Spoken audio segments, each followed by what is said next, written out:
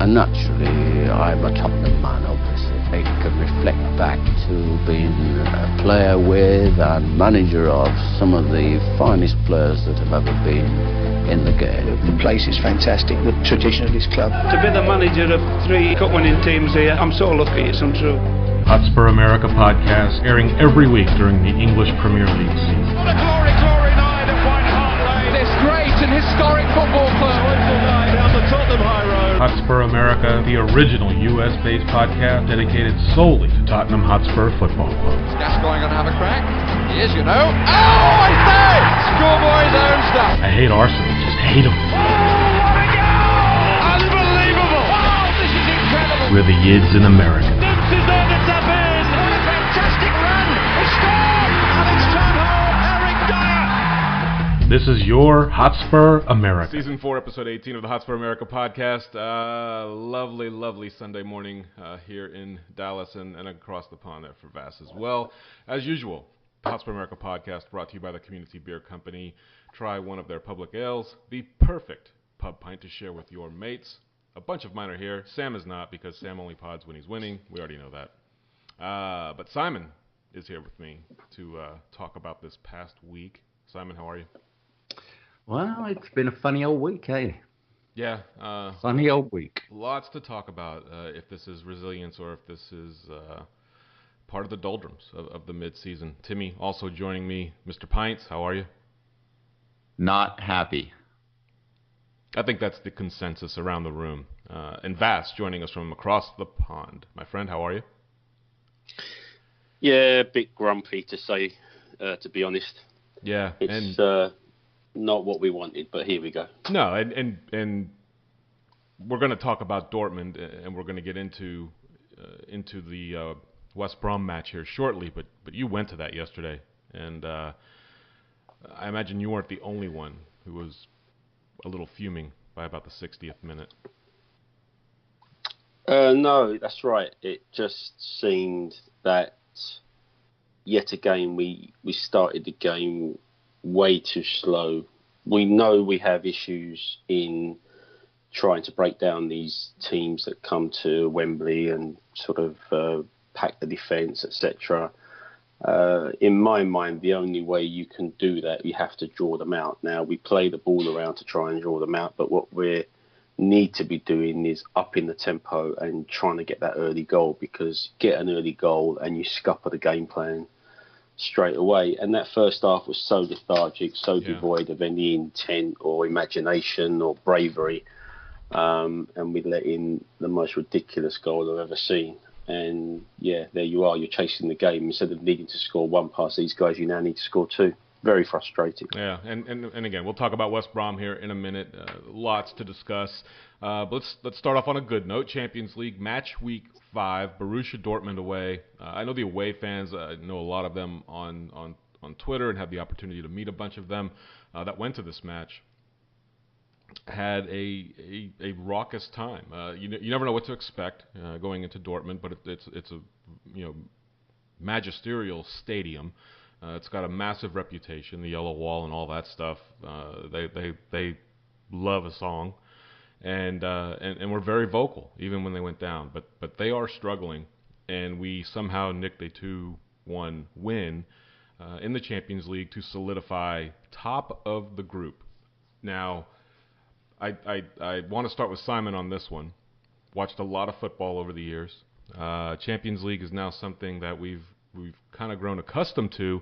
So when you watch this match and you realize that Dortmund might not be the prospect of the Dortmund that we're used to hearing about and seeing about historically, noting, and they blew a 4-goal lead to Schalke yesterday in their derby match to end up drawing by giving up 4 goals in the second half. Aubameyang had a wonderful opportunity early on and completely fluffed his lines, and then scored, and they went up 1-0. And then the match kind of progressed from there. Simon, what's your take on that Dortmund match? Well, the first half was the Tottenham that we're starting to see a lot of that we're not too impressed with, where I just thought we were flat. We just seemed a little lethargic. Don't know if we were still dusting the cobwebs off from the North London derby, but it was just, some of that play was just frustrating again, and you could see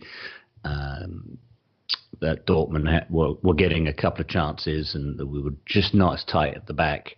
And second half, it was definitely a tale of two halves of football. And we came out, we got the early goal that we needed to equalize, that then we could put the pressure on them, and you could see them suddenly drop back a little bit too much. And we didn't create an awful lot of chances, but I think we created enough that obviously we got the fine goal from Sonny to give us the lead. And I can't help thinking, had we gotten the equalizer against West Brom in the first 10 minutes, 15 minutes that half, it would have been an entirely different game, because you could see we were definitely applying the pressure in the last 10, 15 minutes, and it just wasn't to be. So we've got to stop, giving up crappy goals. And, well... it doesn't get more crap than the one we gave up against West Brom. But but even the Dortmund fella, we played him on side marginally. I think it was Sanchez who might have been playing him on, but we just seem to be a little loose in defence in some recent games, and those clean sheets aren't happening, and I think that's our undoing, because other than a couple of games this season, those 3 and 4 goal games that we're renowned for are not as present as we'd like them to be, and so we're not always capitalizing on some of these closer encounters. Whether we should be dominating an opponent or not, we just seem to be a little lethargic right now, and I can't put my finger on it, but if that was a Dortmund team from a couple of seasons ago, I don't think it would have been so lucky.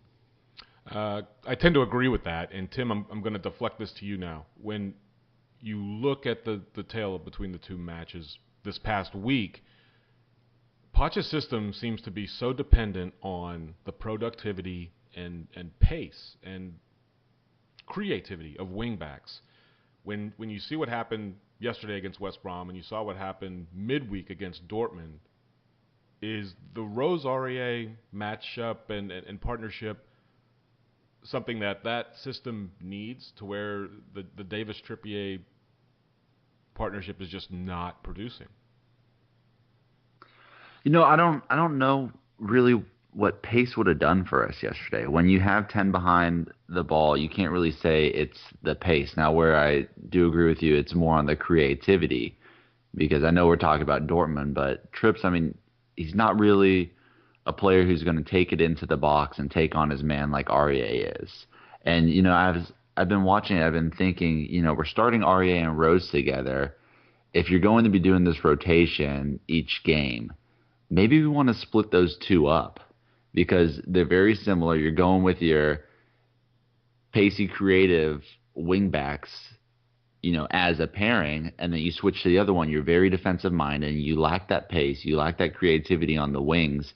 I'm wondering if maybe you need to split them up, so each game you at least have one of them coming from one of the sides of the pitch, where you can add some of that in the attack, rather than just being so defensive like we look with Trips and Davies. Yeah, I tend to agree with you. Maybe mixing and matching this up a little bit.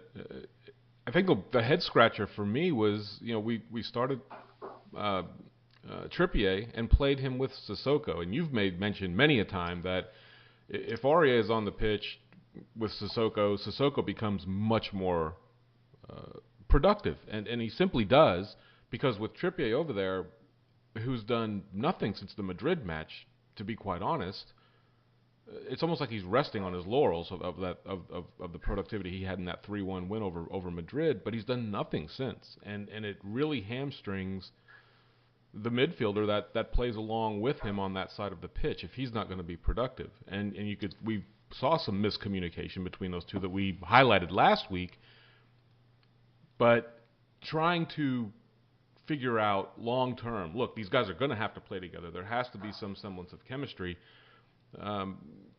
You want them to be productive. I just don't know what the answer is. I think long term, when you're not in this holiday fixture congestion period, it's to see Rose and Aurier starting. I think that's eventually what it's going to be once Rose regains his full fitness. REA becomes a little more comfortable with the league, has more minutes in the Premier League. I mean, because as we've seen it, we look a better side with those two in. It's more creative. We're not a team that's going to sit back. And I think we need those attacking wingbacks to really flourish in Poch's system. I think those two are what we're going to see moving forward when we get into the second half of the season, or at least that's what I'm hoping. Vass, when you look at that Dortmund match, definitely a tale of two halves, and we've pronounced that a lot this year. Halftime, the team comes out late. Simon, I know, was stating, he's in there smashing teacups. There's no way that they are not getting a tongue lashing from Poch and coming out this late on purpose. This is something that was